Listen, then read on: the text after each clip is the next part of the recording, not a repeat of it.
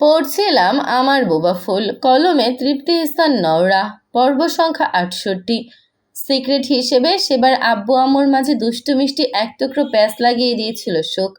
আব্বুকে অভিনয় করে দেখিয়ে বোঝালো কিভাবে একটা যুবক মন্ত্রমুগ্ধ হয়ে আম্মুর দিকে চেয়ে থেকেছিল, আর আম্মুকে বোঝালো এত এত মানুষের ভিড়ে একটা মেয়ে আব্বুকে লাভ লেটার হাতে ধরিয়ে দিয়েছিল। কত বড় সাহস তার!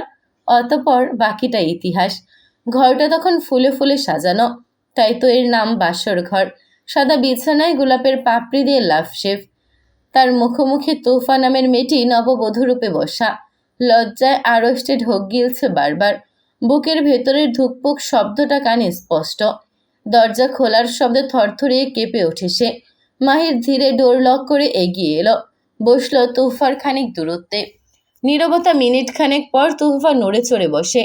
বেডসাইড টেবিল থেকে দুধের গ্লাসটা এগিয়ে দিল মাহিরের দিকে। মৃদু গলায় বলল, আপনার জন্য। তোমার জন্য নয় কেন?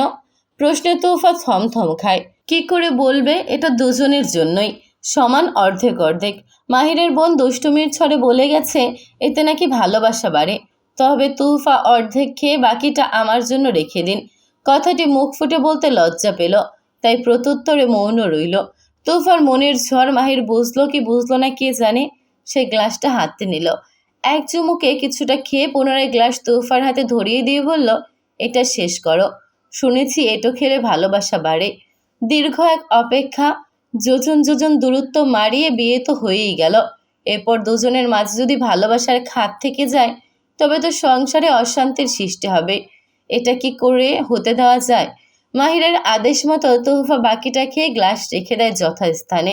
হাতে হাত ঘষছে, কপালে গলায় ঘামের উপদ্রব হয়েছে। মাহির তাকে আগাগোড়া পরখ করল।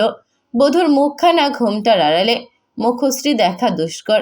গলা পরিষ্কার করে বলল, ওরা কিছু শিখিয়ে দেয়নি? স্বর এলোমেলো হয় তোহফার। তো দিয়েছে তো। কি কি শিখলে? প্রথমে সালাম দিতে বলা হয়েছিল, দাওনি তো। অপরাধী গলায় মিনমিনিয়ে সে বলল, খেই হারিয়ে ফেলেছিলাম, এখন দেই। আসসালামু আলাইকুম। ওয়ালাইকুম সালাম। তারপর? তারপর ঘোমটা তুলুন আমার। মাহির হাসলো, কোনা চোখে চেয়ে বলল, আমাকেই তুলতে হবে? বলল তো এমনই। দূরত্ব ঘুচিয়ে নেয় মাহির। ঘোমটা তুলতে গেলেই বাধার সম্মুখীন হলো। ঝট করে তুফা ঘোমটা টেনে ধরে বলল, পূর্ব শর্ত আছে। আমার বইয়ের মুখ আমি দেখব। এতে আবার কিসের শর্ত? মগের মূল্যক নাকি? ঘোমটার অন্তরালে তুফা ঠোঁট কামড়ে লজ্জাস্কর হাসে। ধীর গলায় বলল, বইয়ের মুখ দেখার আগে ফি দিতে হবে। মাহির রাজ্যের আশ্চর্য হলো। বান্দরগুলো কি তাকে রাস্তায় বসানোর প্ল্যান এঁটেছে? গত ৩-৪ দিন ধরে যেখানে চাও ফি দাও দাও করে পকেট ফাঁকা করেছে প্রায়। গম্ভীর মুখে বলল, অ্যামাউন্ট বলেছে? তা বলেনি। সজোরে মাথা নাড়ল মাহির। ওয়ালেট থেকে একটা নোট বের করে তোফার হাতে দিল। এবার ঘোমটা উন্মোচন করতে পারি বধূরানী? জবাবের অপেক্ষায় না থেকেই ঘোমটা সরিয়ে ফেলল। হাতে ধরিয়ে দেওয়া নোটের দিকে নজর যেতেই তোফার ঠোঁট থেকে লজ্জা মিশ্রিত হাসি গায়েব। বিস্ময় প্রকাশ করে বলল, 10 টাকা মাত্র। মাহির মেয়েকে হাসার ভান ধরে জবাব করে, 5 টাকা ভাঙতি নেই। রাতের সেসব মুহূর্তের কথা স্মরণ করে এখনো পেট চেপে হাসি পাচ্ছে তোফার, সাথে অল্প বিস্তর আফসোস। মাহির ভাই এমন কিপটে আগে জানা ছিল না। আয়নায় তাকিয়ে মিটি মিটি হাসছিল সে। ভেজা চুলগুলো তোয়ালে চেপে মুছছে। সে সময় পিছু থেকে পুরুষালী কটা বাক্য তেড়ে এলো, গোসল করেছো কেন গো? যদ্দূর মনে পড়ে কাল রাতে আমাদের মাঝে বাসর টাসর হয়নি। তোফা যেন প্রতিক্রিয়া ভুলে বসল। চুলের বিচরণ করা তোয়ালের সমেত হাতখানা থেমে গেল অল্পচেতনে। বিস্ময় নিয়ে অস্ফুট স্বরে বলল, মাহির ভাই, আপনি এসব ভাষা? মায়ের বেড থেকে উঠে এসে সন্তপনে তোফাকে নিয়ে পুনরায় বেডে আধশোয়া বসে। এরপর তাকে কোলে নিয়ে বলল গম্ভীর শাসানোর স্বরে, মায়ের চেনো মায়ের? হোয়াট ইজ মাহির ভাই?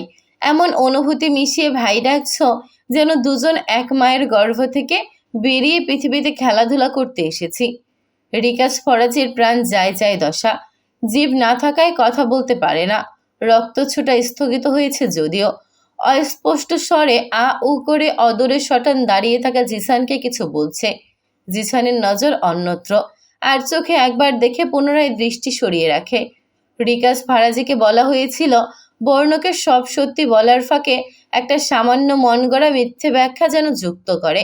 বিনিময়ে তাকে এই অন্ধকার পুরী থেকে মুক্তি দেওয়া হবে। কিন্তু মুক্তি তো মিলল না, বরং অমানসিক টর্চার দেওয়া হচ্ছে তাকে। এর চেয়ে মৃত্যুই অধিক শ্রেয়। সিয়াম মুখ বাঁকিয়ে বলল, কি খুব খারাপ লাগছে? ব্রো, জন্ম থেকেই তুই নিজেই তো মানুষের সাথে বিশ্বাসঘাতকতার খেল খেলে এসেছিস। আজ অন্যের সাথে নিজেই না হয় একটু সাফার কর। সয়ে নে ব্রো, সবই কপাল। কেটেছে সপ্তাহ খানেক। আজ মেহরাব দ্রুত ফিরেছে। আজকাল দ্রুতই ফেরার চেষ্টা করে সে। সব ঠিকঠাক ছিল সারাদিন। হসপিটালে থাকতে জেসির সাথেও কথা হয়েছে ফোনে। ডিনার সেরে মায়রার পাশে কিছুক্ষণ বসে দুজন রুমে এলো। বেডে বসতে বসতেই মেয়েটার রূপ আচানক বদলে গেল। মেহরাবের দিকে দীর্ঘশ্বাস ছেড়ে একদৃষ্টে চেয়ে আছে এখন। আবার চোখ ঘুরিয়ে ঘুরিয়ে দেখছে। একসময় মায়রার সাথে ছোট থেকে একসাথে বড় হওয়ার ক্যামেরাবন্দি ছবিগুলো দেখে মেহরাব স্মৃতিচারণ করে। আজও বেডের হেডবোর্ডে হেলান দিয়ে কোলে ল্যাপটপ নিয়ে বসেছিল। জেসির দৃষ্টি অবলোকন করে হঠাৎ ভ্রু কুঁচকে চাইল। Anything wrong? হ্যাপি হ্যাপি তো ছিলে এতক্ষণ। জেসির ভাবান্তর হলো কই। চোখ গোল গোল করে অসন্তুষ্টি নিয়ে তাকিয়ে রইল কেবল। প্রতিক্রিয়া না পেয়ে মেহরাব কিছু বলল না আর। দৃষ্টি ল্যাপটপে ঘুরিয়ে নিল। পরবর্তী সেকেন্ড কয়েকের মধ্যেই জেসি তার কলার চেপে নিজের মুখোমুখি করে বলল রোবোটিক গলায়, সেদিন যেই ফ্লাওয়ার ভাস কিক মেরে ভেঙে চূর্ণ বিচূর্ণ করে রেখে এসেছিলেন, ওটা আমার ফেভারিট ছিল। কপালের ভাঁজ মুহূর্তেই শিথিল হয়ে গেল মেহরাবের। থমকে যাওয়া দৃষ্টি মেলে হতবুদ্ধির মতো চেয়ে থাকে কিছু পল। এরপর নীরবে কলার ছাড়িয়ে নিয়ে মুখ অন্যদিকে ঘুরিয়ে ফোঁস করে শ্বাস ছাড়ল আস্তে ধীরে। চোয়ালে আলতো হাত মালিশ করে বলল নির্বিকারভাবে, সরি। জেছি অল্প হাসল জোরপূর্বক। এরপর কোমল গলায় বলল, না গো, শুধু সরিতে চিরে ভিজবে না। অনলাইনে অফলাইনে হন্য হয়ে ঘুরে ফিরে এটা চুজ করেছিলাম। এখন কি করতে হবে? হুবহুব এমন একটা কিনে দিয়ে মূল্য চুকাতে হবে। এর বেশি কিছু চাই না আপাতত। পুনরায় সে হাসে। মেহরাব মাথা নাড়ল। কপাল গুনে একখান ইডিয়েট বউ এসে জুটেছে। কিছুই করার নেই, এটাই নিয়তি। বউকি এবং বউয়ের মেয়েকি মন্ত্রমুগ্ধ হাসিটা পর্যবেক্ষণ করে ধীরে জবাব দিল, শুনে ভালো লাগলো। Thanks, thanks for everything. বর্ণ খুব রাতে ফিরে। রুমের সুখকে পায়নি কোথাও। মহারানীর খোঁজে মহাশয় তার রুমে চলে এলো পরপর। এখানেও সুখের দেখা নেই। কপাল গুটে গেল বর্ণর। ফিরে যেতে দরজার দিকে পা বাড়িয়েও আবার থেমে গেল হঠাৎ। রুমের সাথে লাগোয়া পেন্টিং রুমের দরজা মারিয়ে অল্প আলো ছিটকে আসছে। চট করে দরজাটা খুলে যেতেই সুখ চমকে ওঠে। ধরফড়িয়ে ক্যানভাসে থাকা পোর্ট্রেট কাপড়ে ঢেকে দিয়ে পিছু ঘুরে বুকে দুহাত ভাঁজ করে দেয়ালে হেলান দিয়ে বর্ণ চেয়ে রয় অপলক। তৃষ্ণার্ত চোখের দৃষ্টি। সুখ হাঁসফাঁস করে ওঠে। লজ্জায় দোকান দিয়ে উষ্ণ ধোঁয়া বের হচ্ছে যেন। রং তুলি ঘাটাঘাটি করার সময় সুখ বেশ সতর্কতা অবলম্বন করে, যেন কাপড়ে লেগে না যায়। তবু অল্প স্বল্প ছিটা আজ লেগেছে শাড়িতে। বর্ণ কাছে এলো, ধীরে রং তুলি হাতে নিল পরক্ষণে। সুখ থমকায়। মানুষটা কি এখন পেন্টিং করবে? ভাবনার মাঝে উদর ঠান্ডা পরশ পেয়ে চমকে উঠল। উদর থেকে শাড়ির আঁচল অল্প সরে গিয়েছিল। বর্ণ রং তুলি ছুঁয়ে দিয়েছে সেথায়। সুখ তড়িঘড়ি করে শাড়ি ঠিক করে চুপসে দাঁড়িয়ে থাকে চোখ নামিয়ে। বর্ণ প্রতিরোধ করল না, বরং ঠোঁট বাঁকিয়ে হাসিল ঈষৎ। ক্যানভাসে হাত বাড়াতে গেলেই চকিতে সুখ চেপে ধরল হাতটা। অসহায় মুখে দুদিকে মাথা ঝাঁকিয়ে অনুরোধ করে, না প্লিজ। বর্ণ শুনে এসব অনুরোধ মানে কোনো বাধা।